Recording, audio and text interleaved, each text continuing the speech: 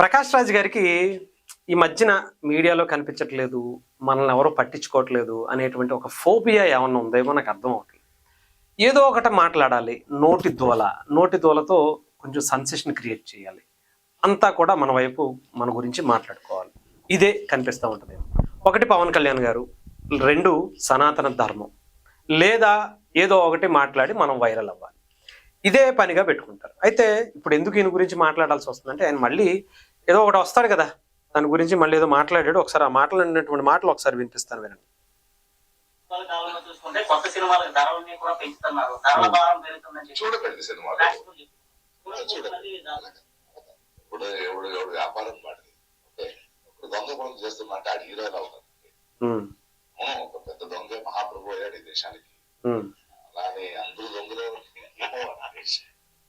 ఇది ఆయన ఏంటంటే, సినిమాకి సంబంధించిన రేట్లన్నీ కూడా బాగా ఎక్కువైపోయాయి, పెంచేశారు అని చెప్తుంటే, ఎవడ వ్యాపారం ఆడదండి, మా వ్యాపారం మాది, సినిమా రేట్లు పెంచాము, నచ్చకపోతే చూడటం మానేయండి అని చెప్తున్నాడు. ఈయన సంఘ సంస్కర్తట. ఈయన ఎంపీగా పోటీ చేసేసి దేశాన్ని ఉద్ధరించేసి ఆ నియోజకవర్గ ప్రజల్ని సర్వనాశనం చేసేద్దామని పెట్టుకున్నాడు. ఇతను రాజకీయ నాయకుడిగా ఇతనికి అవకాశం ఇవ్వాలట దేశంలో. మరి అన్నిటి గురించి ఇతను ప్రశ్నిస్తాడట. ఆలోచించండి. ఇంకొకటి ఏదో మాట్లాడాడు, దొంగ హీరో అయిపోతే హీరో అయిపోతారా, దొంగగా చేసినటువంటి వ్యక్తి హీరోలుగా యాక్ట్ చేస్తే హీరోలు అయిపోతారా అని.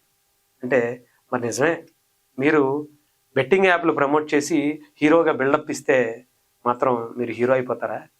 సమాజాన్ని ఏదో ఉద్ధరిస్తానని చెప్పి 4 మాటలు చెప్తే మీరు సమాజాన్ని ఉద్ధరించేసినటువంటి దేవుడు అయిపోతారా? మీరు చేసేటువంటి మీ కింద చాలా ఉన్నాయి కదా, అవి చూసుకోండి.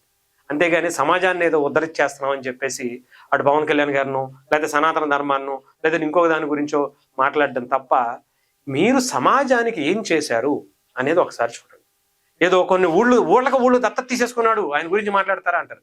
ఏ ఊళ్ళు కాదు నాన్న, ఏ ఊరు దత్తత తీసుకున్నాడు, ఆ ఊరికి సంబంధించినటువంటి కార్యక్రమాలు ఏమి చేశారో కొంచెం సెలవు ఇవ్వాల్సినటువంటి పరిస్థితి కూడా ఉంది.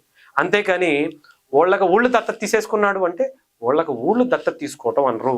ఆ ఊరిలో ఒక విలేజ్లో కొన్ని ఎకరాలు కొనుక్కుని ఆ ఊరిని మొత్తం నేనే ఉద్ధరించేస్తున్నాను అనుకునేటువంటి బిల్డప్ ఇస్తున్నాడు తప్ప, ఇతను ఆ నియోజకవర్గానికి అతను పోటీ చేసినటువంటి నాకు తెలిసి కర్ణాటకలో ఒక బెంగళూరుకి సంబంధించినటువంటి నియోజకవర్గం ఎంపీగా తిప్పి కొడితే ఆయన కుటుంబ సభ్యులు, ఆయన పరివారం అంటారు కదా, అంటే మహా అయితే ఇప్పుడు నేను నా కుటుంబంలో తాతలు, ముత్తాతలు, వాళ్ళ పిల్లలు ఉంటారు కదా, దాదాపు ఒక అటు ఇటుగా చూసుకుంటే నేను నా కాన్స్టిట్యున్సీలో నిలబెడితే ఒక 1000 ఓట్లు వస్తాయని నేను అనుకుంటా.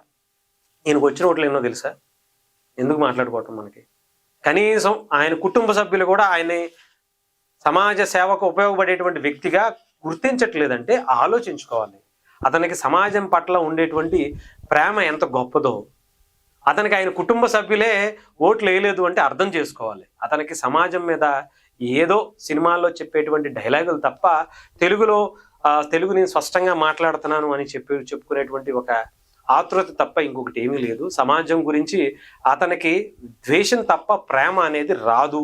ఈ సమాజాన్ని విచ్ఛిన్నం చేయడం కోసమే ఒక మతం గురించి మాత్రమే మాట్లాడతాడు. ఇంకొక మతం గురించి మాట్లాడమంటే నోరు అనేది అతనికి పడిపోద్ది తప్ప రాదు.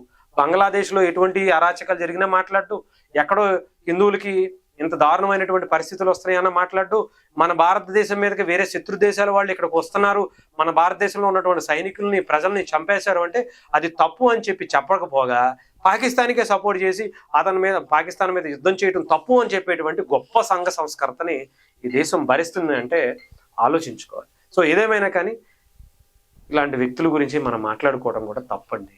అతను సోషల్ మీడియాలో మీరు కొంచెం హైలైట్ అవ్వాలి, నా గురించి కూడా నేను కూడా ఉన్నాను అనేటువంటి ఒక అవేర్నెస్ క్రియేట్ చేయడం, దాంట్లో కొంత ఆతృత పడతా ఉంటారు. కొంచెం మనం కూడా చూసి చూడనట్టుగా అప్పుడప్పుడు ఇలాంటి వీడియోలు చేసి 4 చివాట్లు పెట్టి వదిలేయటం తప్ప ఏమీ చేయకూడదు అతను.